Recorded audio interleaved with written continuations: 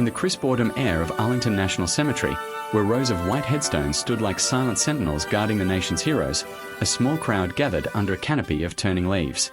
The occasion was Samba, a ceremony honoring the life of General Harlan Hawk Thompson, a four-star legend whose command had shaped pivotal battles in the deserts of the Middle East.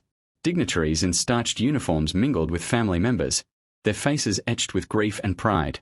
Medals gleamed on chests, and the faint echo of a bugle lingered in the distance. Among the attendees was young Tommy Reynolds, a wide-eyed boy of 10, clutching his grandfather's weathered hand. Tommy's father, Captain Mark Reynolds, stood nearby in his dress blues, his posture rigid from years of service. But it was Grandpa, old Elias Eli Reynolds, who drew Tommy's unwavering gaze. Eli was a frail figure now, his once broad shoulders hunched under the weight of 85 years.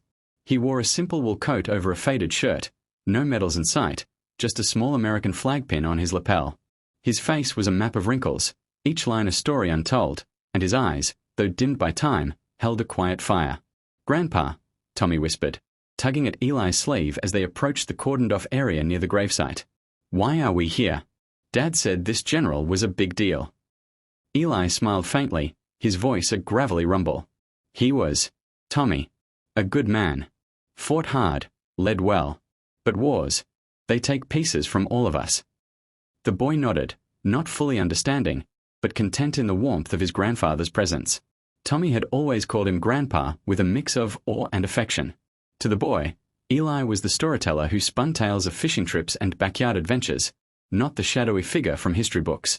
Little did Tommy know that the man he idolized as a gentle giant had once been a force of nature on the blood-soaked fields of Vietnam. As they neared the velvet ropes separating the VIP section from the public, a stern-faced military police officer stepped forward. "Sir, this area is reserved for family and high-ranking officials. Do you have an invitation?" Eli paused, his hand tightening around Tommy's. "No invitation, son. Just paying respects to an old friend." The officer's eyes narrowed, scanning Eli's unadorned attire. "I'm sorry, but without proper credentials." "It's okay, Grandpa," Tommy interjected innocently, his voice carrying in the quiet. "We can watch from back here. You're still the best grandpa ever." A few heads turned at the boy's words, murmurs rippling through the crowd. But Eli said nothing, his gaze fixed on the flag-draped casket ahead. He hadn't come for recognition. He came because Hawk Thompson had been more than a general. He'd been a brother-in-arms, a survivor of the hell they both endured. Unbeknownst to Eli, one pair of eyes had locked onto him from across the gathering. General Marcus Ironclad Vance, a four-star powerhouse and the current chairman of the Joint Chiefs of Staff, stood at the podium's edge. At 68, Vance was the epitome of military might, tall, imposing, with a chest full of ribbons that told of operations in Iraq, Afghanistan, and beyond. But as he spotted Eli, his steely expression softened, replaced by something raw and reverent. Vance excused himself from a cluster of admirals and strode purposefully toward the ropes. The MP saluted sharply. "General Vance, sir." "At ease," Vance barked, his voice like thunder. Then, his eyes met Eli's. For a moment, time froze. The general's hand rose in a crisp salute, holding it there with unwavering precision. The crowd gasped. Whispers erupted like wildfire. Tommy's eyes widened. "Grandpa, why is he saluting you?" Eli blinked, caught off guard. He hadn't expected this. Slowly, he returned the salute, his old arm trembling slightly but steady in its form. "Marcus," he said softly, using the general's first name as if they were back in the jungles. Vance lowered his hand and stepped closer, ignoring protocol. "Eli Reynolds, the man who saved my life, and countless others. Ladies and gentlemen," he announced, turning to the stunned assembly, "this is Sergeant Elias Reynolds, recipient of the Medal of Honor.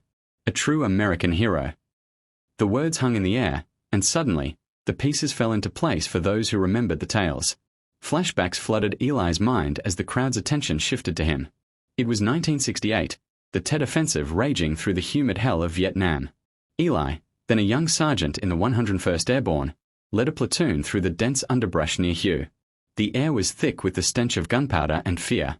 His unit had been ambushed, Viet Cong forces swarming from hidden tunnels, machine guns chattering like angry hornets. "Hold the line!" Eli shouted, his M16 barking in response. Bullets whizzed past, shredding leaves and flesh alike. Beside him, a fresh-faced lieutenant named Marcus Vance, barely out of West Point, clutched his radio, calling for air support that seemed eternally delayed. A grenade landed at their feet. Time slowed. Eli didn't think, he acted. He dove on it, shielding Vance and 2 others with his body. The explosion tore through him, shrapnel embedding in his back, legs, and arms. Pain like fire consumed him, but he rolled away, firing blindly into the fray. "Get up, Lieutenant," he gasped, blood soaking his fatigues. Vance, dazed but alive, stared in horror. "Sergeant, you."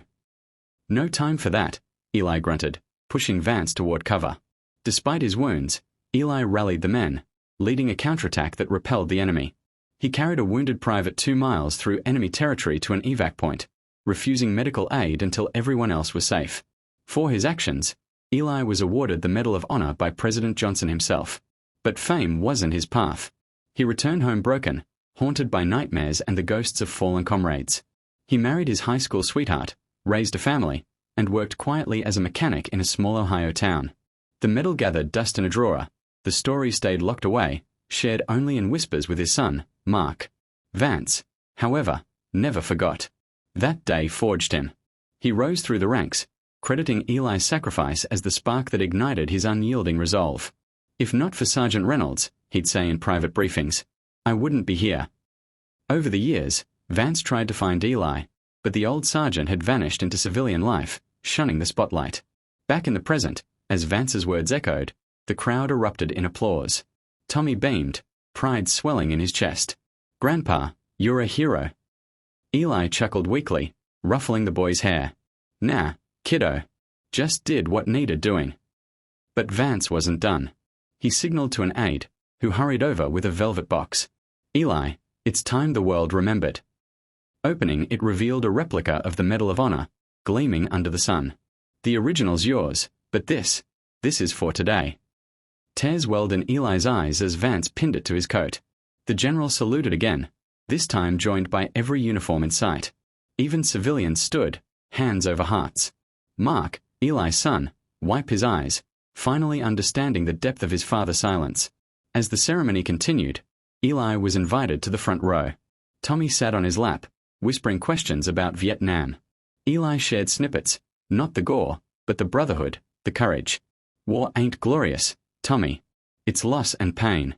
But sometimes, you find family in the foxhole." Afterward, Vance pulled Eli aside. "Why'd you hide, old friend? You deserved parades, not obscurity." Eli shrugged. "I fought for freedom, Marcus, not fame. Raised my boy right, watched my grandson grow. That's my medal." Vance nodded, respect deepening.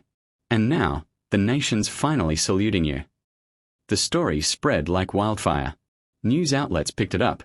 Forgotten hero honored at general ceremony. Veterans groups reached out, offering long overdue support. But for Eli, the real treasure was Tommy's admiring gaze. That night, as they drove home, the boy said, "Grandpa, when I grow up, I want to be like you." Eli smiled, his heart full. "Be better, Tommy. Be kind, be brave. That's all any of us can ask." In the years that followed, Eli's tale inspired countless others. Schools taught it in history classes.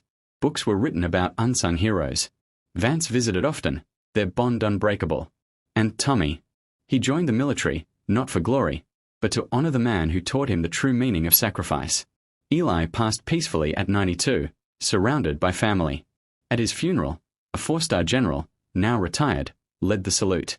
But the most poignant moment was Tommy, now a captain himself, placing a folded flag on the casket. "Goodbye, Grandpa," he whispered. "You saved us all." The wind carried the bugle's mournful notes, a final tribute to a life of quiet valor. In Arlington, among the heroes, Eli Reynolds rested eternally, his legacy etched not in stone, but in hearts.